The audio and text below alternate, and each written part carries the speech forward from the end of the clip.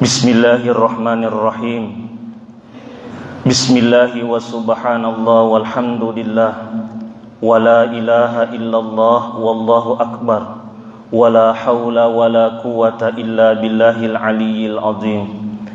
Assalamu alaikum warahmatullahi wabarakatuh.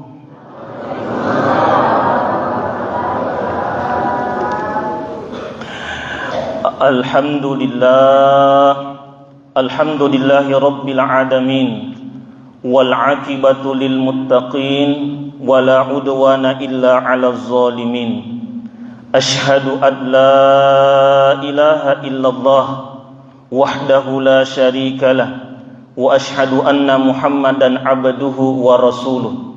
Allahumma shalli wa sallim ala habibina wa syafi'ina wa qurrati a'yunina sayyidina Muhammadin wa ala alihi wa ashabihi ajma'in, amma ba'du. Bapak Ibu hadirin wal hadirat sidang jamaah subuh yang insyaallah yang sempat hadir duduk bersama kita pada kali ini, insyaallah tanpa terkecuali kita akan sama-sama dimuliakan oleh Allah Subhanahu wa ta'ala. Sebelum kita lanjut kajian kita pada subuh kali ini, kita awali dulu sama-sama mengirimkan barokahnya suratul Fatihah. Kita khususkan kepada orang tua kita, almarhum Bapak Haji Tajuddin Ali. Mudah-mudahan insyaallah dengan asbab barokahnya Al-Fatihah, Allah Subhanahu wa ta'ala melapangkan kubur beliau, kemudian menjadikan kuburan beliau termasuk kuburan-kuburan yang insyaallah yang terbaik di hadapan Allah Subhanahu wa ta'ala. Amin ya rabbal alamin. Ala hasihin niyah wa likulli niyatin salihah ila hadratin Nabil Mustafa Muhammadin sallallahu alaihi wasallam wa ala alihi wa ashabi ajma'in. Wa nakhassa khususan ya Allah barakatul Fatihah ila ruh almarhum Bapak Haji Tajuddin Ali. Ghafarallahu dzunubahu wa taqabbal a'malahu wa kaffir an sayyiatihi wa adkhil jannata maswahu. Syai'ulillah lahul Fatihah.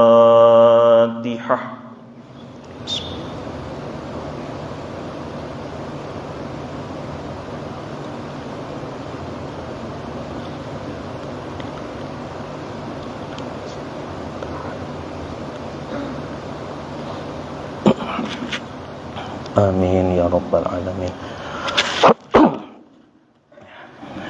Bapak Ibu hadirin wal hadirat sidang jamaah subuh yang insyaallah dimuliakan oleh Allah Subhanahu wa ta'ala. Pada subuh kali ini jamaah sekalian, kembali kita sama-sama perbaharui niat kita. Mudah-mudahan dari langkah duduk dan kajian kita pada kali ini insyaallah semuanya akan dinilai ibadah oleh Allah Subhanahu wa ta'ala. Dan salah satu juga Bapak Ibu sekalian, untuk menghindarkan ngantuk dan menghilangkan itu godaan syaitan laknatullah ilaih, harus ditumbuhkan rasa ikhlas dalam hati kita. Kapan tidak jamaah sekalian, maka ngantuk itu, godaan itu insyaallah pasti kita semua akan mengalaminya. Kadang-kadang kita berpikir begini, kenapa kalau pergi dengar ceramah, pergi Jumatan, nah baru 5 menit duduk terasa berat di kepala.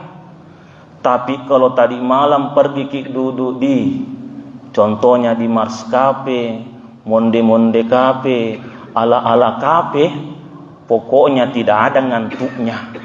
Ternyata di situ tidak ada setan. Tapi kalau di masjid, Jumatan, taklim, di sini terhambur setan. Dan setannya juga termasuk kita juga manusianya. Sehingga dia bilang setan, sesama setan tidak boleh baku ganggu. Yang mana musuta? Yang sering kaji Quran, yang dengarkan taklim, maka mereka kerahkan semua pasukannya untuk dia goda kita semua. Supaya apa?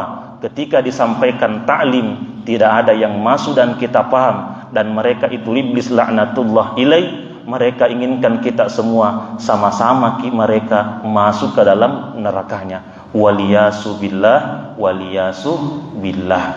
Oleh karena itu Bapak Ibu sekalian, sering kita mendengar ada kalimat begini ketika penceramah atau kita mungkin semua sebelum menutup kajiannya atau bicaranya, apa dia bilang?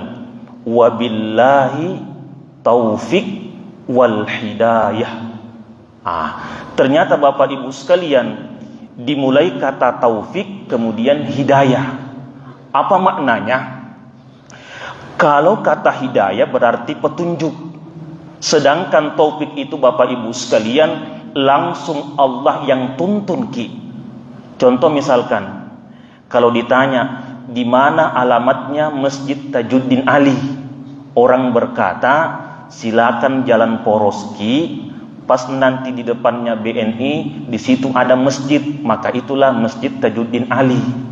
Itu namanya hidayah, petunjuk. Tapi kalau bilang ki taufik, langsung ada orang dia bilang, sini saya bonceng ki, saya antar ki langsung pergi di Masjid Tajuddin Ali. Banyak nanti kita Bapak Ibu sekalian, Allah sudah kasih petunjuk. Contohnya misalkan, apa petunjuknya kalau kita masuk masjid? Dia bilang kaki kanan dulu, kemudian membaca doa. Apa doanya? Allahumma ftahli abwaba rahmatika. Dia tahu ternyata ketika Allah tidak kasih taufik Bapak Ibu sekalian, yang dihafal itu, yang ditahu itu, ketika masuk di masjid langsung buru-buru tanpa baca doa. Jadi yang datang di masjid baca doa, kemudian melangkahkan kaki kanannya, maka dapat hidayah, dapat juga taufik.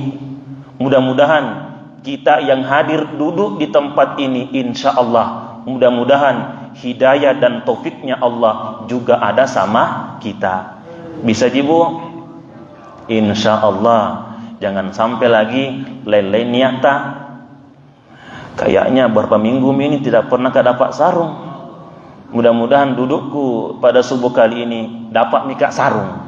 Berarti niatnya gara-gara sarung. Cuma dapat hidayah, datang di Masjid Tajuddin salat berjamaah subuh, tapi taufiknya Allah tidak diberikan. Karena kenapa? Niatnya salah. Jamaah yang dimuliakan oleh Allah Subhanahu wa ta'ala, pada kajian subuh kali ini Bapak Ibu sekalian, dalam ilmu ulumul Quran ada namanya ilmu qasasil Quran. Apa itu qasasil Quran? Ilmu yang membahas tentang kisah-kisah, sejarah-sejarah yang Allah tuliskan dalam Al-Quran. Makanya Bapak Ibu sekalian, lebih bermakna itu baca Quran plus kita baca juga terjemahannya, plus kita baca juga maknanya, kemudian lebih plus lagi kalau kita amalkan. Karena kenapa? Kita ini bukan orang Arab. Sehingga Bapak Ibu sekalian, kalau orang Arab ketika dia angkat tangannya kemudian salat subuh, dia kunutnya, ataukah ketika Ramadan kunutnya itu luar biasa panjangnya, mereka sambil menangis. Kalau kita kadang-kadang imamnya panjang bacaannya, menangis kakinya. Kenapa menangis kakinya? Dia bilang, "Apa kasih Pak Imam, sakit mi lututku, sakit mi kakiku." Karena kenapa? Yang dibaca di depan, kita di belakang tidak tahu maknanya.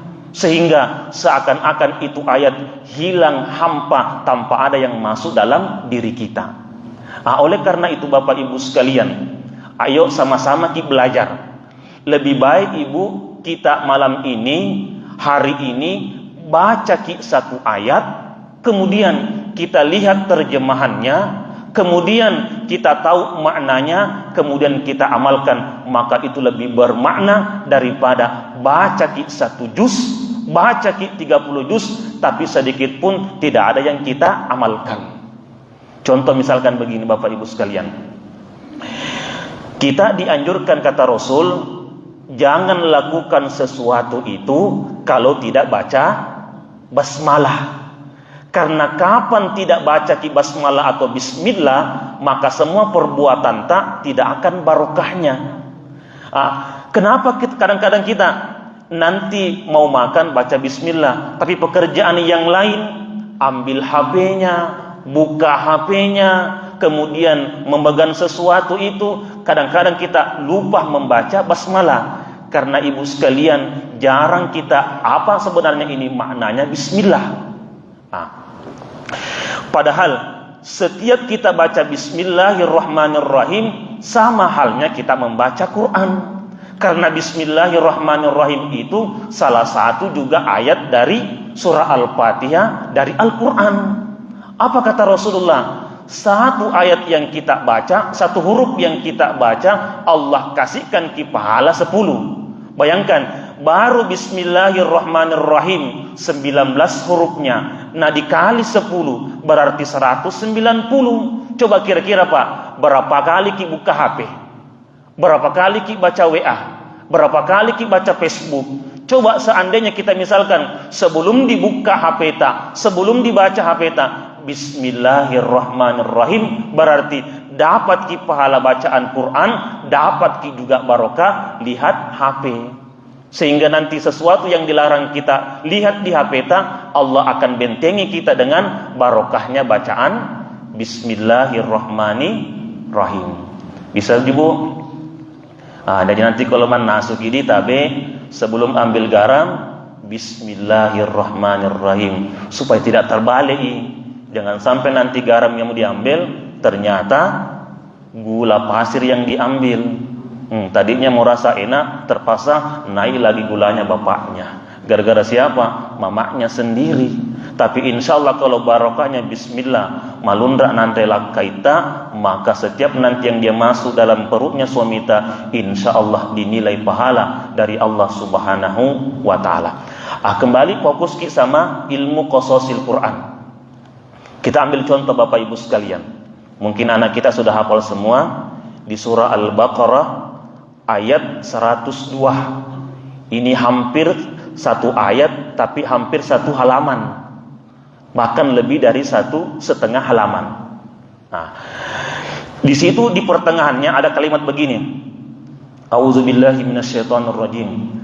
Wa ma unzila 'alal malakaini bi Babil Harut wa Marut. Yang sering kita baca bi Babil Harut wa Marut. Ternyata ini Pak, itu bi Babila ada namanya Babilonia. Kerajaan Babilonia.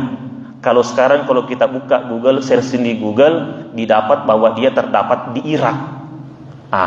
Ternyata Bapak Ibu sekalian, ini namanya Harut wa Marut, Allah jadikan contoh sama malaikat.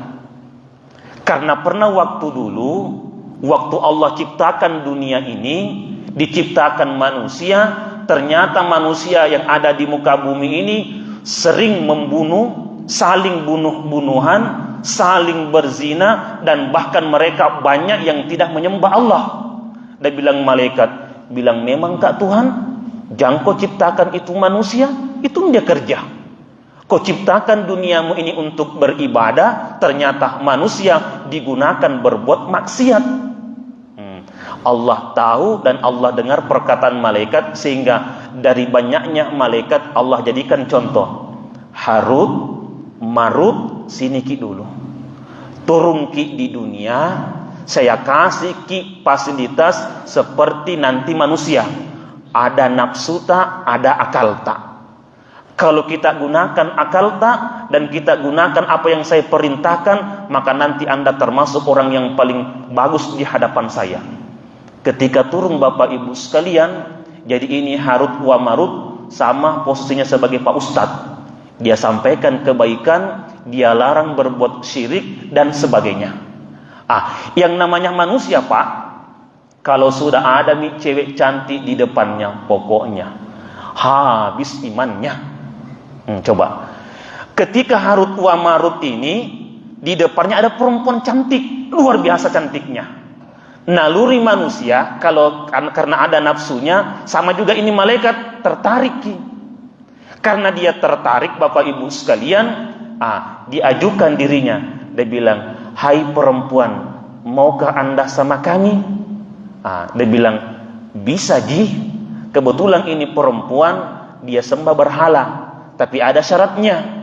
Kau sembah ini Tuhanku. Yang mana Tuhanmu?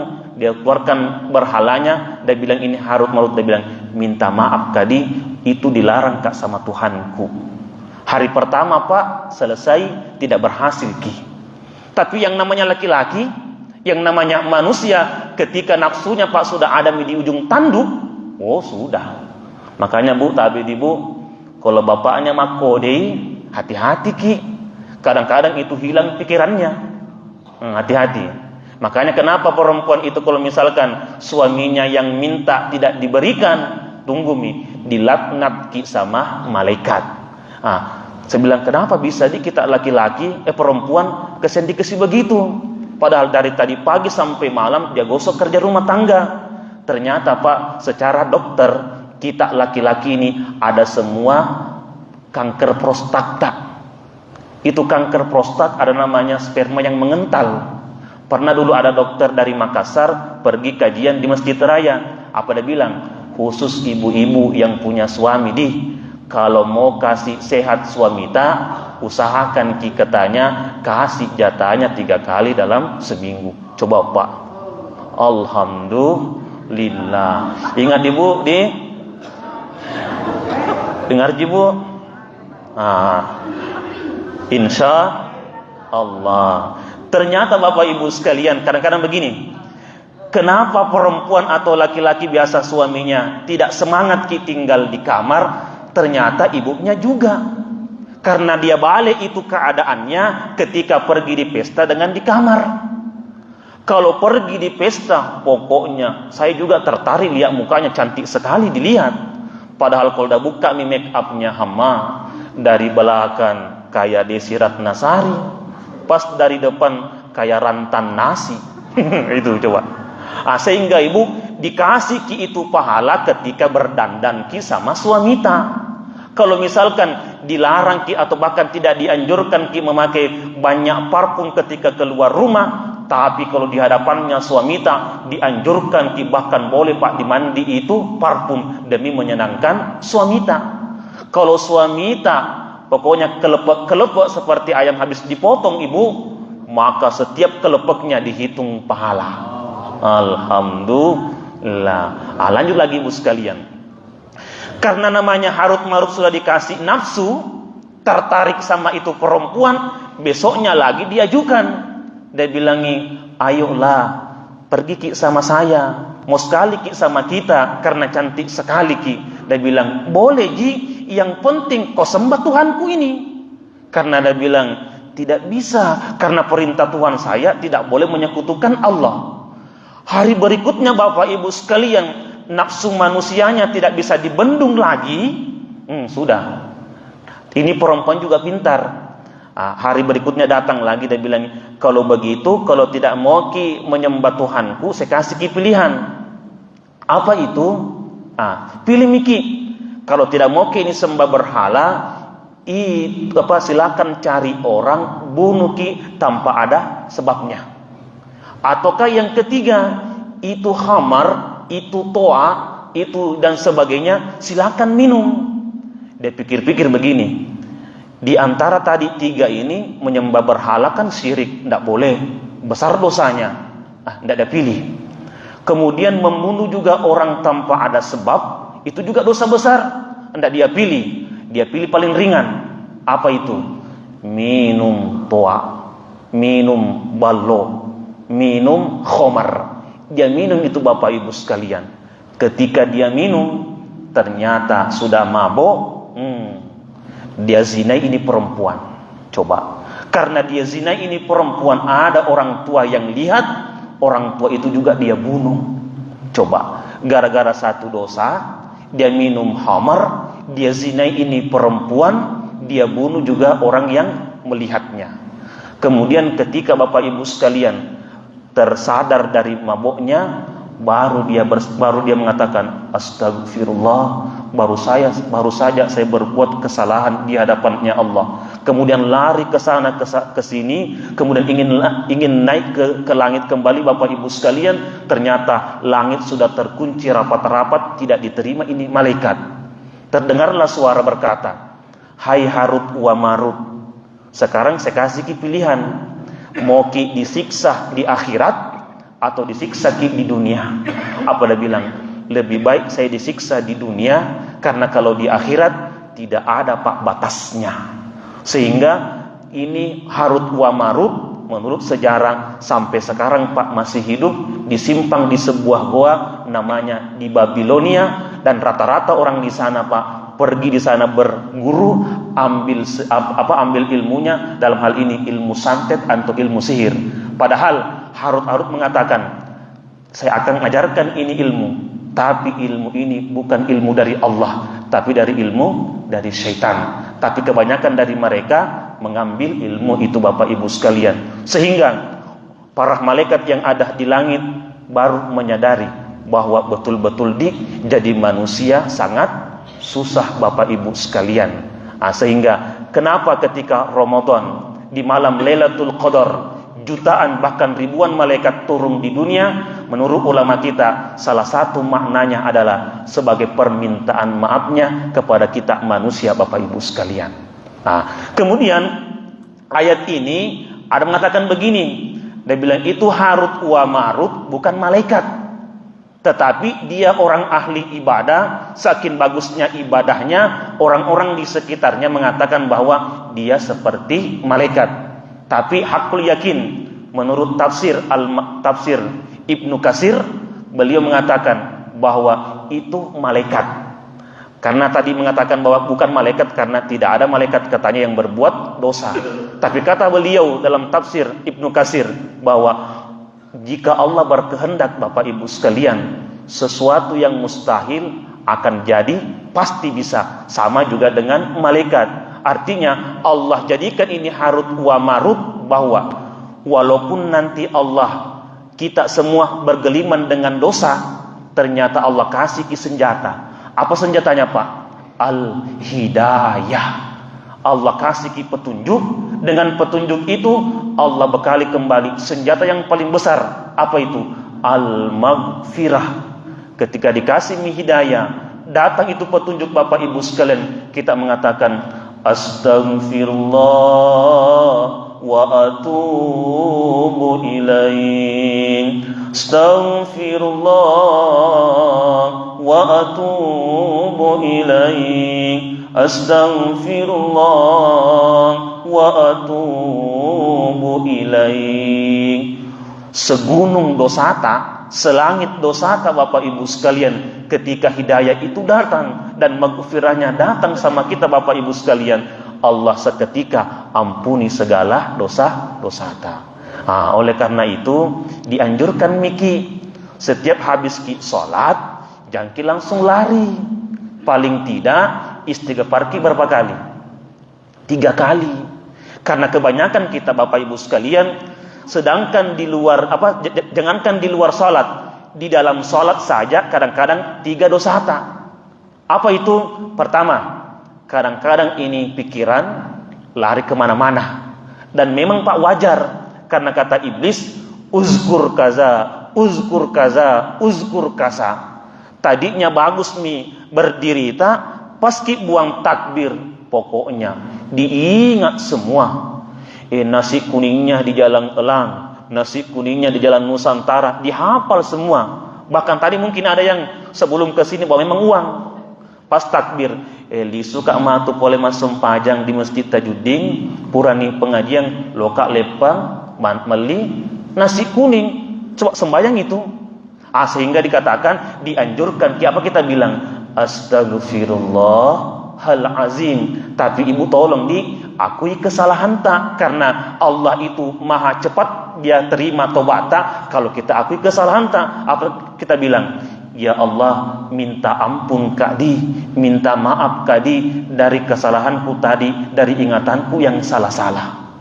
Yang kedua, kenapa kita membaca istighfar? Karena kadang-kadang ibu sekalian, ini bacaan ta. Nah, ini yang kita baca bukan bahasa Bugis, bukan bahasa Indonesia, tetapi bahasa Arab. Yang namanya bahasa Arab, ibu sekalian, ada namanya makharijul hurufnya. Sedikit salah, sedikit sebutnya berbeda, maka salah arti ki. Contoh misalkan, Alhamdulillahi Rabbil Alamin. Segala puji bagi Allah, Tuhan semesta alam. Ternyata alamun menjadi alamin, itu maknanya adalah alam semesta. Tapi ketika kita buru-buru salat tanpa memperhatikan hurufnya, Bapak Ibu sekalian, dari kata alamin menjadi hamzah, alamin. Alhamdulillahirabbil alamin, berarti sudah bergeser nih maknanya. Apa maknanya? Segala puji bagi Allah, Tuhannya bendera. Karena alamun itu bendera namanya. Tapi kalau alamun berarti alam semesta. Sehingga kita akui kesalahan tak. Astagfirullahalazim. Ya Allah, minta ampun Kak dari tadi bacaanku yang salah-salah. Apalagi kalau misalkan kita ambil pengupunya kul. Nah, itu kul, Bapak Ibu sekalian, harus tebal, pakai qaf bukan kef.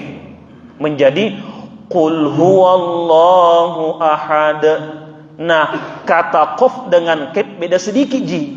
Kalau bilang ki qul huwallahu ahad, kalau kata kul maknanya, ya Muhammad, katakanlah bahwa Tuhanmu itu esa, satu. Tapi kalau misalkan mau pergi baca ayat kul huwallahu ahad, berarti makanlah Tuhanmu yang maha esa. Sehingga Pak diakui kesalahan tak. Astagfirullahalazim. Ya Allah, minta ampun Kak tadi dari bacaanku yang salah. Yang ketiga, kenapa kita bilang astagfirullahalazim? Karena Bapak Ibu sekalian, kadang-kadang gerakan tak itu belum sempurna, langsung goyang mikir lagi. Nah, apa kata Rasulullah? Kalau mau lihatnya pencuri, korupsinya korupsi, penjahatnya penjahat, lihat ketika dia sholat. Kapan tidak ada tumakninanya, maka itulah pencuri sebenarnya. Nah, sehingga Bapak Ibu sekalian, kasih tenang mi dulu ruku ta, kasih tenang mi dulu sujud ta, kasih tenang mi dulu duduk di antara dua sujud ta, kasih tenang mi dulu berdiri ta atau i'tidal ta, baru ki goyang lagi. Karena kapan tidak Ibu sekalian, semua tadi tumakninanya itu termasuk rukun dalam sholat. Nah, kapan tidak ada tumakninata, berarti batal tumakninanya, batal rukunnya, berarti batal juga kita punya sholat. Makanya wajar kalau misalkan rajin ki beribadah, rajin ki berjamaah, tapi maksiat tak jalan terus. Karena kenapa? Dari segi sembahyang tak tidak pernah Allah kasihkan ki kata-kata anil fahsya'i wal munkar, karena mungkin disebabkan ibu bapak sendiri yang begitu. Nah, oleh karena itu sebelum ki berdiri, astagfirullahalazim, ya Allah, minta maaf Kak yang dari tadi gerakanku yang salah. Karena kita akui kesalahan Bapak Ibu sekalian, dengan istighfar nanti itu bisa Allah sempurnakan ibadah yang pernah kita lakukan. Bisa Pak Di? Nah, jadi ayat pertama ini maknanya adalah bahwa Allah itu walaupun nanti kita bergeliman dengan dosa, insya Allah kalau dikasih ki hidayah, dikasih ki maghfirah, hakul yakin Bapak Ibu sekalian, insya Allah selamat ki di dunia maupun di akhirat. Itu yang pertama. Nah, 30 juz ini Pak dibahas semua ini sampai subuh kembali tidak selesai. Cukup 3 di, karena sampai jam 5.40, sekitar 15 menit lagi.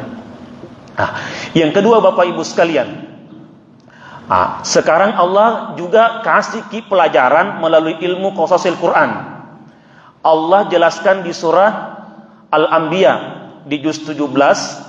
Di sana Allah buka ayatnya dengan kalimat wa ayyubah.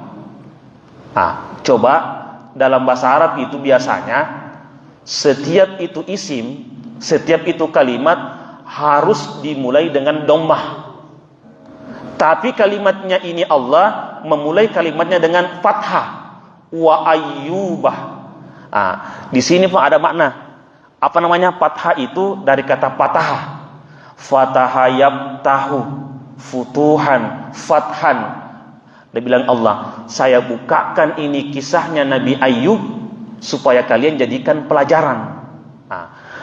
Ibu sekalian, bapak sekalian, Nabi Ayub alaihi salam ini kata Allah sama dengan kehidupan kita. Ada istrinya, ada anaknya, ada hartanya, ada sawah ladannya, tapi dia dikasih juga amanah sebagai nabi dan rasul.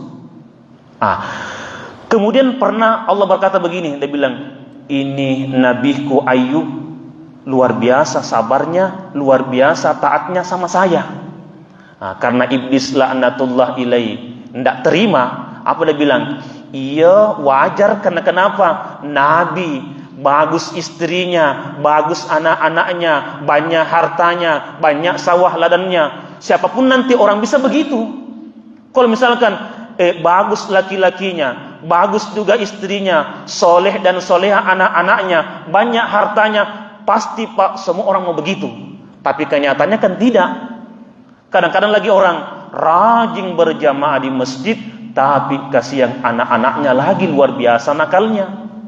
Ada lagi nanti orang rajin berjamaah di masjid tapi miskin lagi. Tapi Pak Nabi Ayub alaihissalam sempurna kehidupannya. Tapi iblis dia bilang, coba Tuhan, coba Allah kasih ujian 3. Kalau kau kasih ujian 3, saya yakin nabimu itu Ayub pasti tidak akan beribadah sama kamu. Dia bilang, iblis, saya minta pertama Tuhan, itu Nabi Ayubmu, itu anaknya yang 12 orang matikan seketika tanpa ada sebab. Bukan 1 Pak, tapi 12. Nah kita saja baru 1 meninggal anak tak, kadang-kadang ada jadi gila ibunya, ada tidak terima, bahkan ada yang meratap luar biasa sampai berhari-hari. Nah Nabi Ayub alaihissalam sampai Pak 12 anaknya langsung mati seketika. Coba datang iblis, dia bilang, masa begitu Tuhanmu? Nah kamu itu orang yang ahli ibadah, itu anakmu tidak sakit, tidak ada sebab, langsung diambil. Dia bilang Ayub, dia bilang alhamdulillah, saya bersyukur pernah jika punya anak. Dan sekarang Allah sudah mengambilnya. Bagaimana dengan orang-orang yang sampai detik hari ini tidak ada anaknya? Saya bersyukur jika punya anak. Berarti Bapak Ibu sekalian, bukan anaknya yang dia tangisi, tapi dia bersyukur pernah Allah kasihkan anak.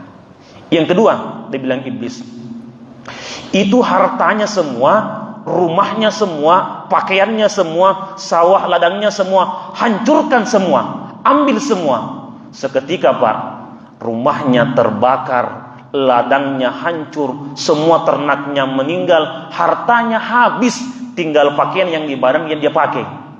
Coba, anaknya diambil, hartanya hancur semua.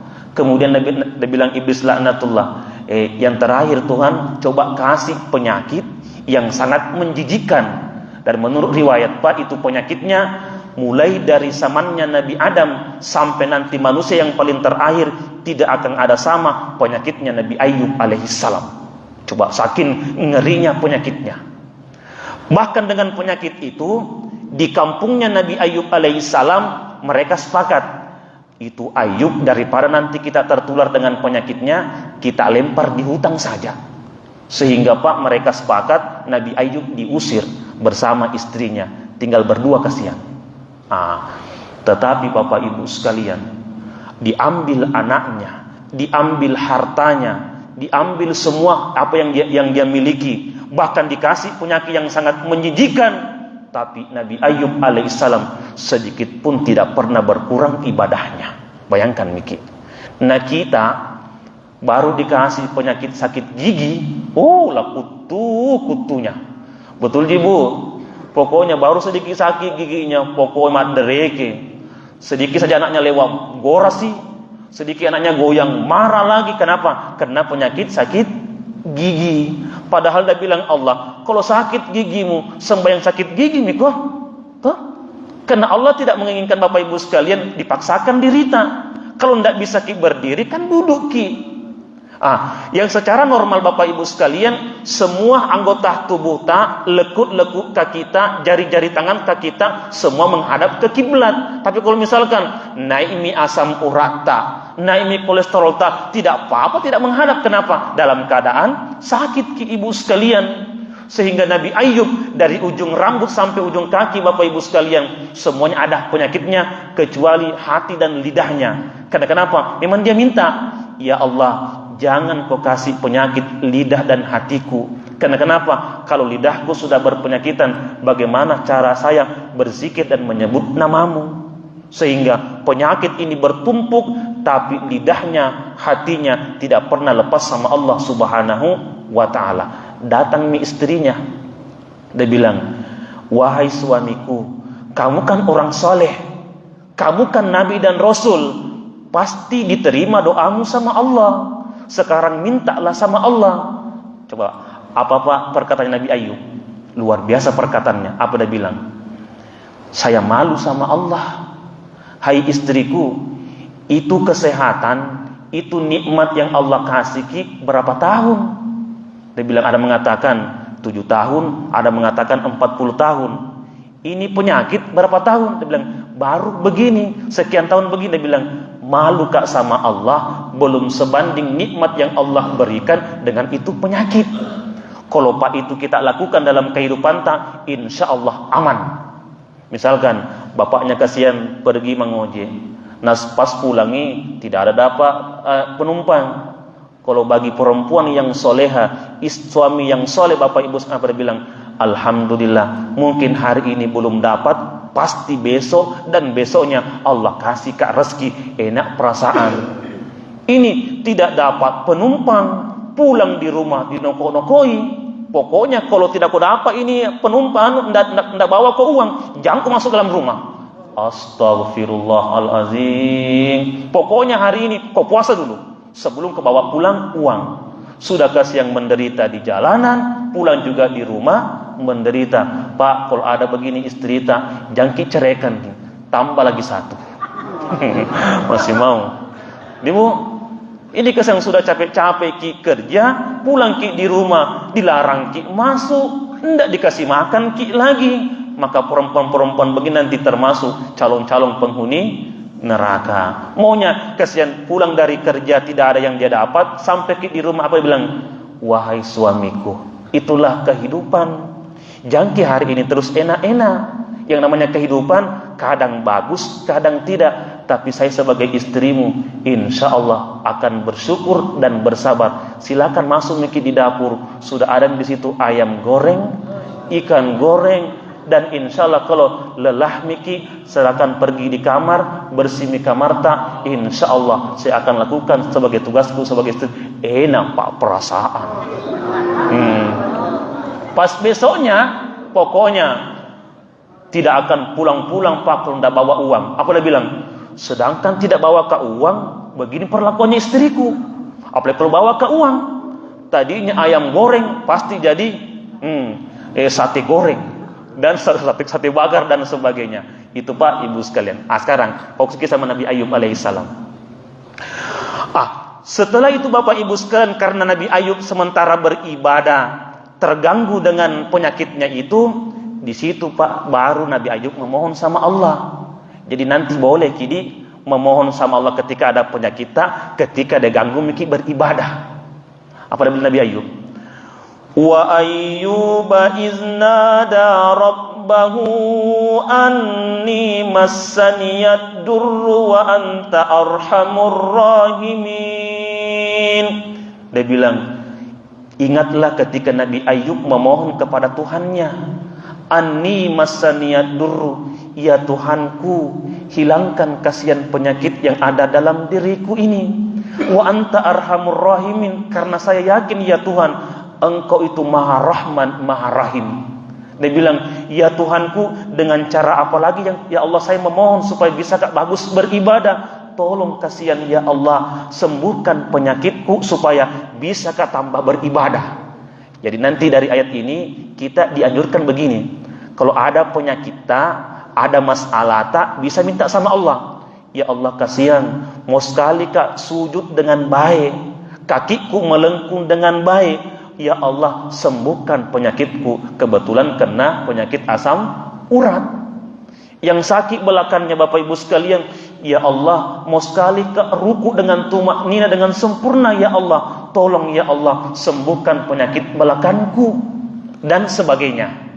Karena Bapak Ibu sekalian, Nabi Ayub alaihissalam dia minta karena untuk ingin dia tingkatkan ibadahnya. Seketika kata Allah, fastajabna lahu fakashafna ma bihi min durrin.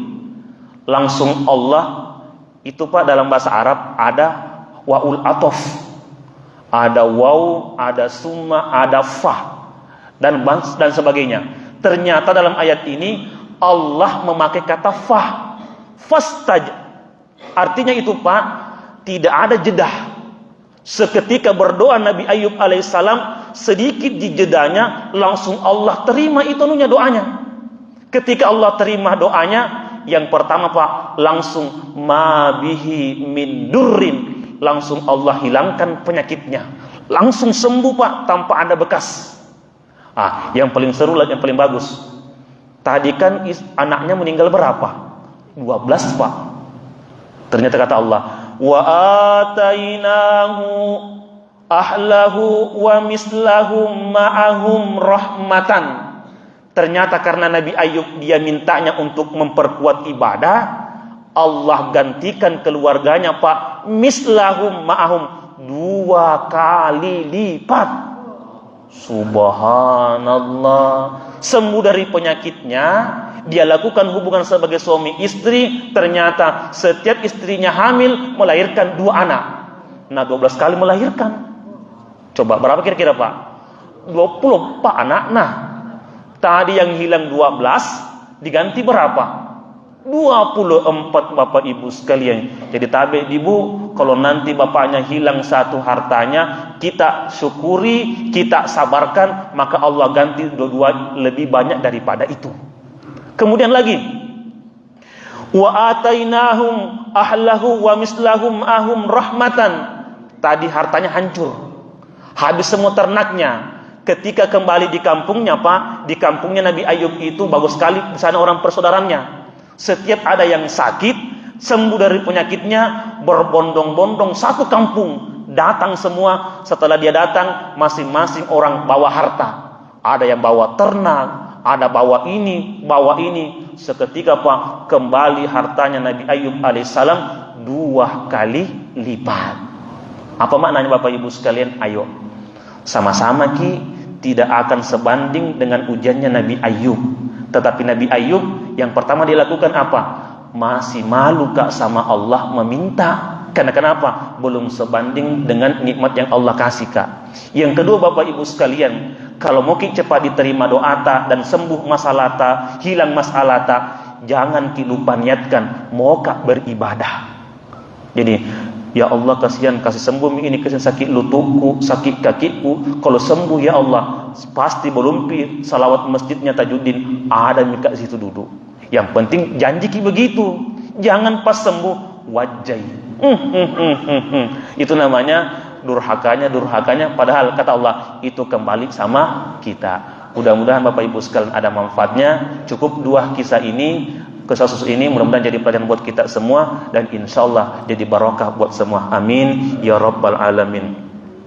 Alhamdulillahi rabbil alamin. Allahumma salli wa sallim wa barik ala Sayyidina Muhammadin wa ala ali Sayyidina Muhammad. Ya Allahu ya Rahmanu ya Rahim, taqabbal minna wa taqabbal du'aana wa taqabbal ijati ma'na haza ijati ma'na marhuma ya Allah. Innaka antas sami'ul alim wa tub alaina innaka antat tawwabur rahim. Rabbana ighfir lana dzunubana wa liwalidayna warhamhuma kama rabbayana sigara. Allahumma ij'alna wa auladana min ahlil ilmi ya Allah, wa ahlil khairi ya Allah, wa ahlil rizki ya Allah, wa ahlil taqwa ya Allah, wa ahlil Qur'an, wa ahlil Qur'an, wa ahlil Qur'an, wa la taj'alna wa iyyahum min ahli syarri wad dhair. Allahumma inna nas'alukal huda والتقى والعفاف والغنى واستقامة وحسن الخاتمة.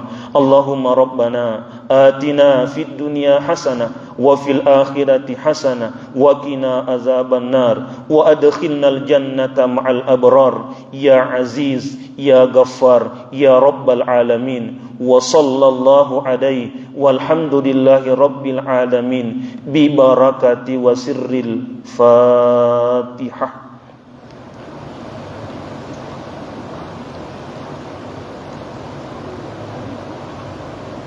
Alhamdulillah Rabbil Alamin. Wallahu a'lam bissawab. Assalamualaikum warahmatullahi wabarakatuh.